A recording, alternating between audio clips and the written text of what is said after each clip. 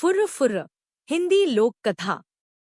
एक जुलाहा सूत काटने के लिए रुई लेकर आ रहा था। वह नदी किनारे सुस्ताने के लिए बैठा ही था कि जोर की आंधी आई। आंधी में उसकी सारी रुई उड़ गई। जुलाहा घबराया, अगर बिना रुई के घर पहुंचा तो मेरी पत्नी तो बहुत नाराज होगी।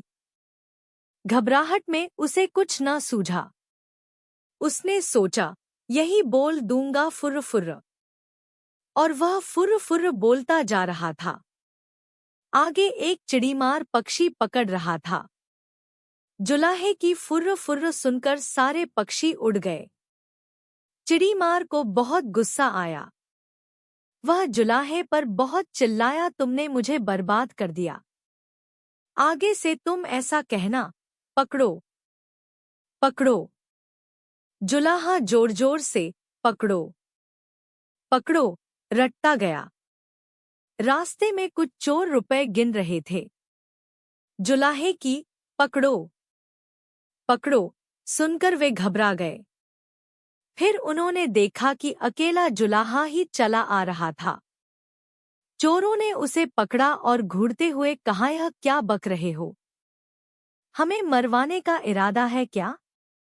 तुम्हें कहना चाहिए, इसको रखो, ढेरों लाओ, समझे? जुलाहा यही कहता हुआ आगे बढ़ गया, इसको रखो, ढेरों लाओ।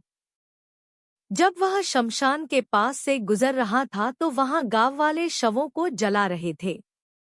उस गांव में हैजा फैला हुआ था। लोगों ने जुलाहे को कहते सुना, इसको रखो, ढेरों लाओ। तब उन्हें बड़ा गुस्सा आया। वे चिल्लाए, तुम्हें शर्म नहीं आती है? हमारे गांव में इतना भारी दुख फैला है और तुम ऐसा बकते हो। तुम्हें कहना चाहिए, यह तो बड़े दुख की बात है। जुलाहा शर्म से पानी पानी हो गया। वह यही रटता हुआ आगे बढ़ने लगाया, तो बड़े दुख की बात है। कुछ देर बाद वह एक बारात के पास से गुजरा।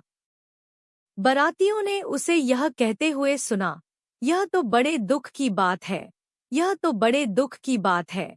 इतना सुनकर वे जुलाहे को पीटने के लिए तैयार हो गए। बड़ी मुश्किल से उसने सफाई दी तो उन्होंने कहा, सीधे से आगे बढ़ो, और हाँ, अब तुम यह रटते जाना, भाग्य में हो तो ऐसा सुख मिले। अब जुलाहा यही रटता हुआ अपनी राह चल पड़ा। चलते चलते अंधेरा हो गया। घर से निकलते समय उसकी पत्नी ने उससे यही कहा था कि जहाँ रात हो जाए वहीं सो जाना। जुलाहा थक भी गया था। वह वहां सो गया। अगले दिन जब सुबह उसके मुंह पर पानी पड़ा, तब जुलाहा हड़बड़ा कर उठा। आंखें खोली तो देखता ही रह गया, यह तो उसी का घर था और अभी अभी उसकी पत्नी ने ही उस पर पानी फेंका था। जुलाहे के मुंह से निकला, भाग्य में हो तो ऐसा सुख मिले।